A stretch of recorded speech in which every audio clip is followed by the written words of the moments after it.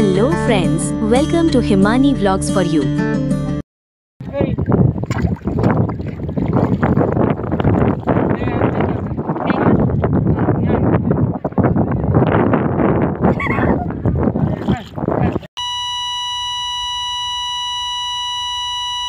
Hello friends, good morning. Welcome back to my vlog. આજની સવાર તો થઈ હતી જામનગરમાં.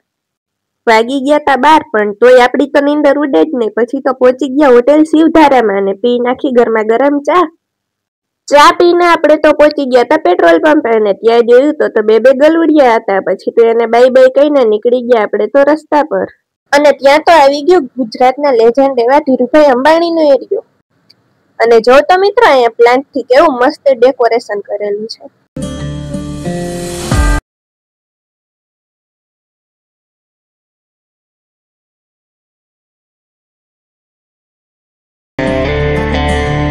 અને મિત્રો ત્યારબાદ તો આપણે ચડી ગયા બીજા રસ્તા ઉપર અને જોયું કે મોટા મોટા ટાંકા છે. મિત્રો આ કંપની છે ઓઇલ માટેની.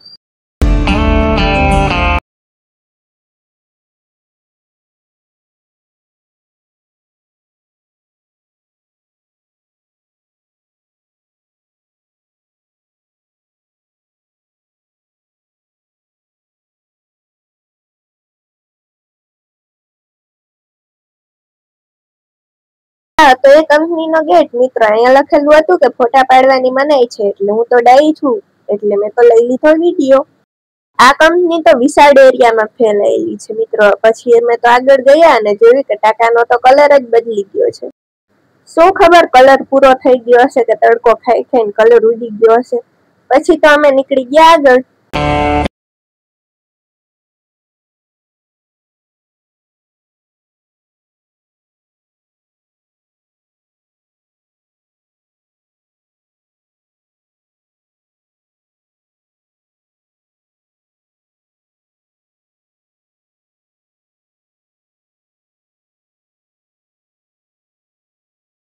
આ તો એ કંપનીનો બીજો ગેટ. અને આ કંપનીનો એરિયો અહીંયા સમાપ્ત થાય છે. ત્યારબાદ તો અમે જોયું કંઈક આવું. અહીંયા તો મિત્રો ચારે બાજુ પાણી જ હતું જ્યાં જોઈએ ત્યાં. એટલો બધો તડકો હતો તોય અહીંયા તો ઠંડી ઠંડી જવા આવતી હતી, કેમ કે અહીંયા તો આજુબાજુમાં ખાલી પાણી જ હતું. પણ મિત્રો અહીંયાથી તો જેમ જેમ અમે આગળ જતા હતા રસ્તો ખરાબ જ આવતો હતો. અને આ રસ્તો તો ખાલી પણ એટલો હતો કે અમારે સિવાય બીજું કોઈ જોવા જ નતું મળતું. અમે આવ્યા ત્યાંથી અહીંયા સુધી 2 થી 3 ગાડી તો અમને માંડ જોવા મળી. તો મિત્રો અમે ફાઇનલી પહોંચી ગયા હતા નરારા. અને ખૂબ જ એક્સાઇટેડ હતા એ ટાપુ પર જવા માટે.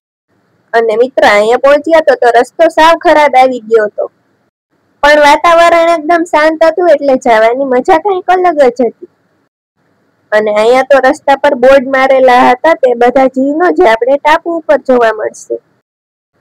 કોણ કોણ અહીંયા જઈ આવ્યું છે જરા કમેન્ટ કરી દેજો તો. અને આ વિડિયો જોયા પછી કોણ કોણ જવા માંગે છે એ પણ કમેન્ટ કરી દેજો.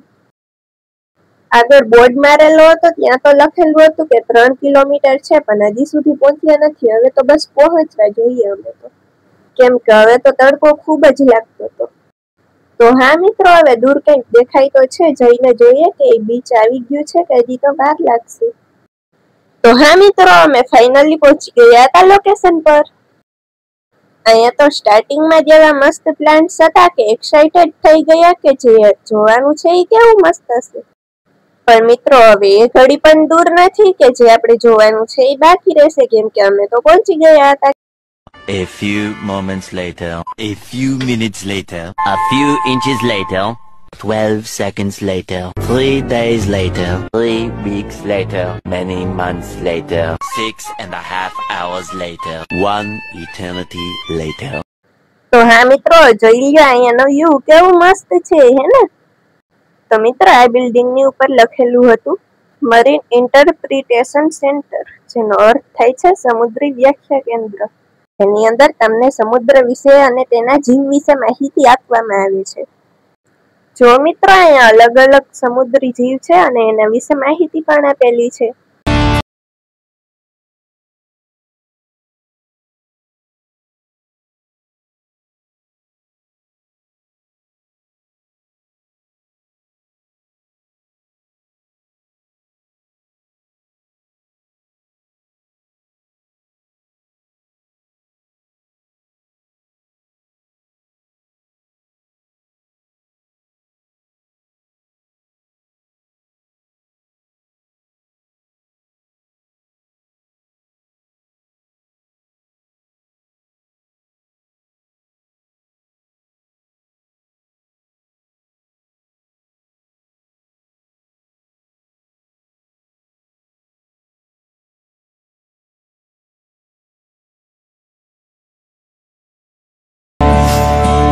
જોયું ને મિત્રો અંદર કેવું સરસ રીતે બધું ગોઠવેલું અને દર્શાવેલું છે। ત્યારબાદ મિત્રો જોઈ લો આ રસ્તો અહીંયાથી જવાશે ટાપુ પર, તો ચાલો। તો ફાઇનલી મિત્રો હવે તો પહોંચી ગયા હતા હો, પણ હજી સુધી પાણી નતું સુકાણું એટલે આગળ તો જઈ શકીએ એમ જ નતું। જો મિત્રો અહીંયા હજી તો દૂર દૂર સુધી પાણી છે અને જ્યારે આ સુકાશે ત્યારે જ આપણે આગળ જઈ શકશું। તો જો મિત્રો અહીંયાથી વ્યૂ કેટલો મસ્ત દેખાય છે। અને સૌથી પહેલે તો આપણે દેખાઈ ગયા બગલાઓ।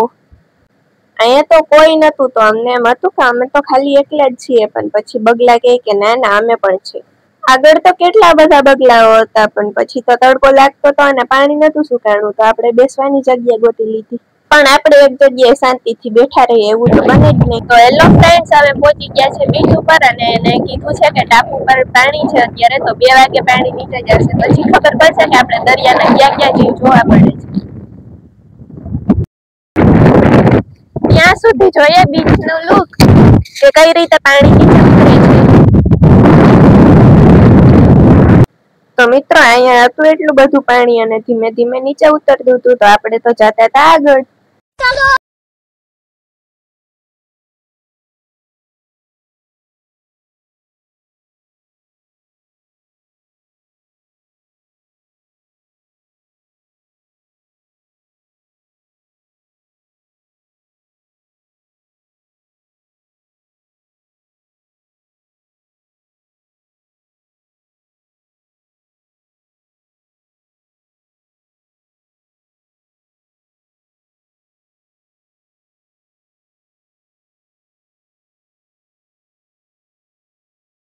તમે જોઈ શકો છો કે પાણી ધીમે ધીમે નીચે જાય છે અને આપણે પહોંચવાનું છે ત્યાં, કેમ કે જીવ બધા ત્યાં દેખાશે એમ કે છે બધા।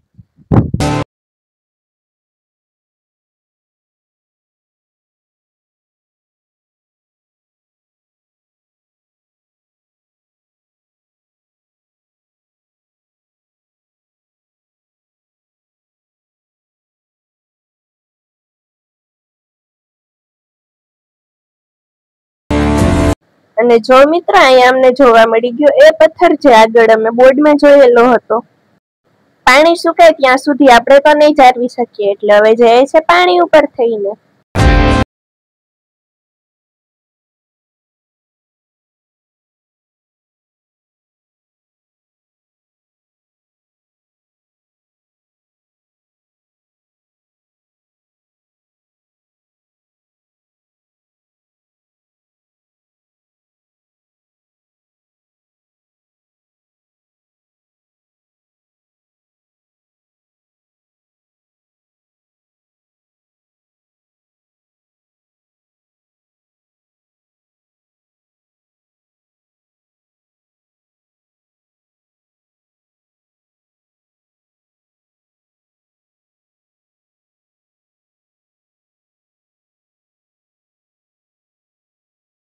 તો ત્યાં કંઈક વેઇટ દેખાય છે, પગલા જેવું લાગે છે, પણ ખબર નહીં શું હોય, તો આપણે લોકલ જે લોકો છે ને પૂછીએ।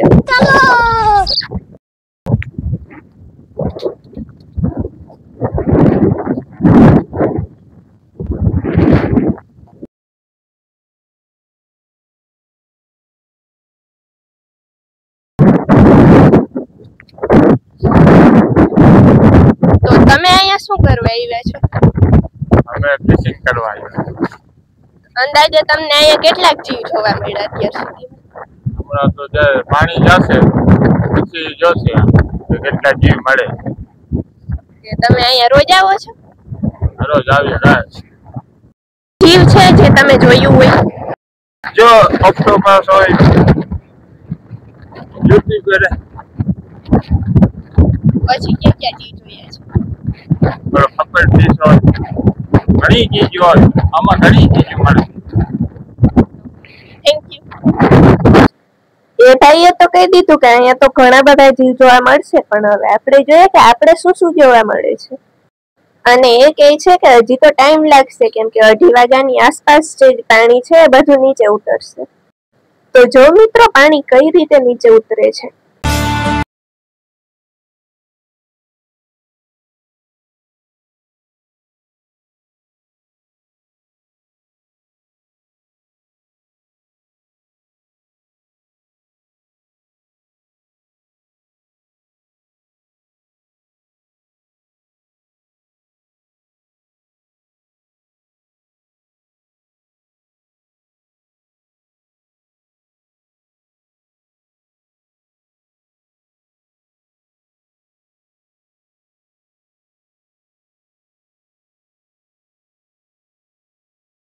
પાણી તો નીચે ઉતરી ગયું હતું અને મિત્રો કોઈ સ્કૂલ વાળા હતા જે પ્રવાસમાં આવેલા હતા.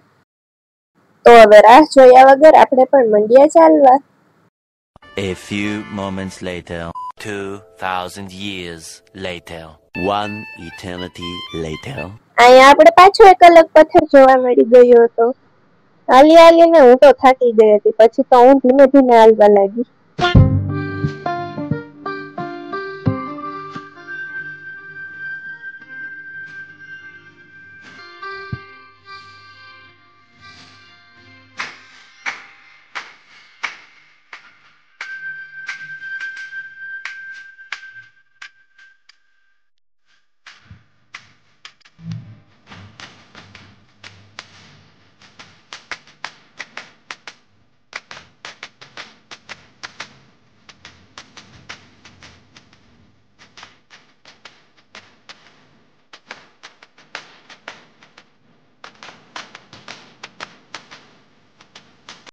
પછી યાદ આવ્યું કે 2:30 વાગી ગયા છે તો પાણી નીચે ઉતરી ગયું છે તો હાલવા માંડીએ કેમ કે ઘરે જવાનું છે ને. પછી તો મિત્રો આગળ જઈને અમે તો જોઈ લીધા બ્લુ કલરના ક્રેબ અને ગુજરાતીમાં આપણે કહીએ છે કરચલાઓ અને ઈ પણ એક નહીં બે હતા એક સાથે જ.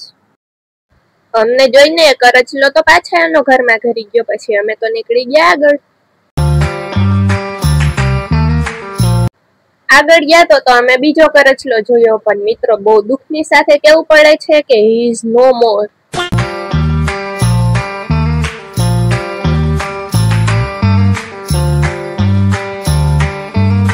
અને મિત્રો અહીંયા પહોંચીને અમે તો જોઈ લીધું ઓક્ટોપસ અને પછી નીકળી ગયા આગળ અને જોયા ઘણા બધા સમુદ્રના પ્લાન્ટ્સ.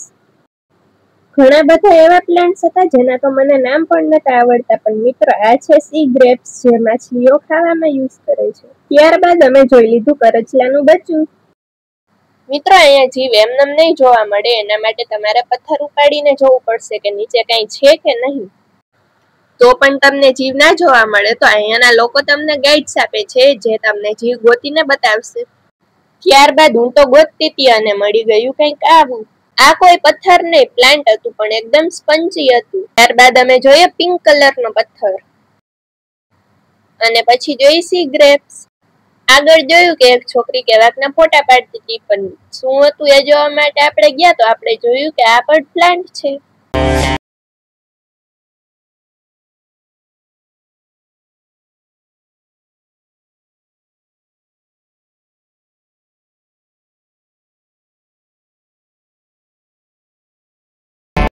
ત્યાં તો જોયું કે જે ગાઈડ હતા એ કંઈક બતાવતા હતા પછી તો આપણે પણ જોવા પહોંચી ગયા. ત્યાં તો જોયું કે હતો ક્રેબ જે દેખાવમાં કંઈક આવો હતો ને ત્યારબાદ તો જોઈ લીધી ફિશ જે ફૂલાઈને બેઠેલી હતી. હવે ખબર નહીં કે એને કોને ગુસ્સો બેવડાવ્યો હશે. ત્યારબાદ જોયું કંઈક આવું જેવું ને એના પછી જોઈ લીધી અમે તો સ્ટાર ફિશ. આગળ ગયા તો પાછું બીજું ઓક્ટોપસ આવી ગયું હતું અને આ વખતે તો વિચારી લીધું કે હાથમાં જ ઉપાડી લેવું છે.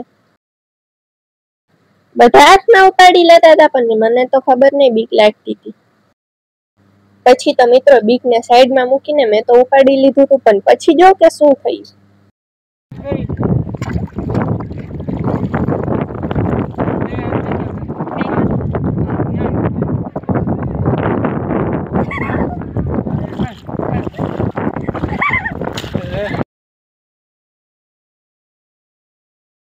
અને પછી તો જે ગાઈડ અંકલ બતાવતા હતા એ ક્રેબ આપણા હાથમાં આવી ગયો હતો.